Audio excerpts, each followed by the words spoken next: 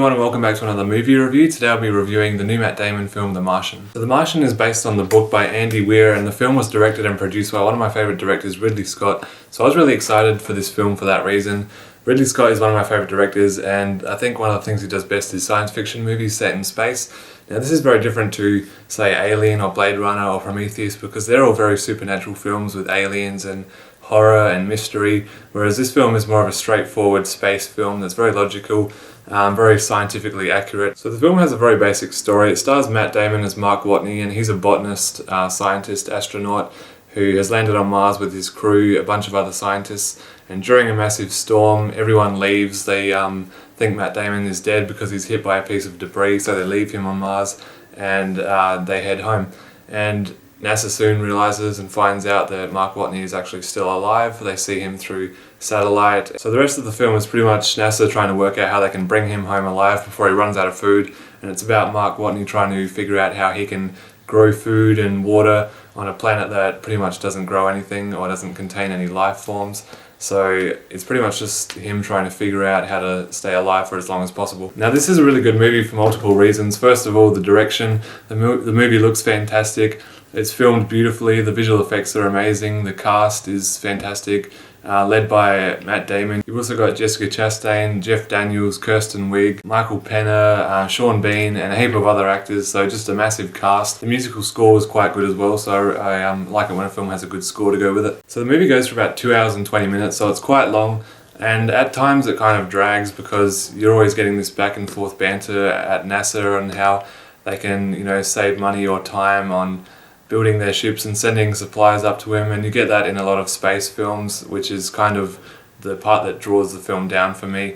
I think what most people go into these films to see is just the adventure on Mars and how life is on Mars, so that's definitely the best parts of the film when we're actually focusing on the main character on Mars surviving. And this film didn't have any supernatural element to it whatsoever. It's not like Prometheus or Alien or anything like that.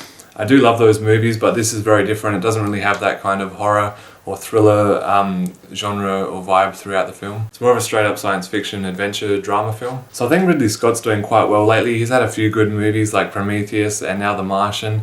Exodus: Gods and Kings came out last year and that wasn't great, but it wasn't bad either. The Counselor was a bit weird. Robin Hood was kind of average, but he's had a few ups and downs lately, and I think this is definitely an up for him, definitely a really good movie. As I said though, just the things that let it down for me probably was the length of the film. It went for 2 hours and 20 minutes, and I think if they had cut a lot of the NASA stuff out of it, just a lot of the dialogue that we get in all of these kind of movies, then I think it would have made the film a lot more interesting. Still though, the film was really enjoyable for what it was. I loved Mars, the way they portrayed it and how it looked. I would have liked a bit more exploration on Mars, rather than just trying to survive in his little area in this little hut throughout most of the film. I would have liked to see Matt Damon's character kind of explore Mars a bit and find out some of the mystery, and because Mars is just really an interesting place, and I've always had a fascination with it in space since I was a kid, and I've always wanted to see a movie where they're exploring Mars, and just kind of even a supernatural kind of film about it would be cool, but this is still a really entertaining movie. So it also seems like it's a very scientifically accurate film. Like everything that happens in this film, if people were in a situation in real life, I think that they handled it the way it probably would be handled in real life. So it's not like films like Interstellar, which came out last year, where you're dealing with wormholes and time travel and things like that.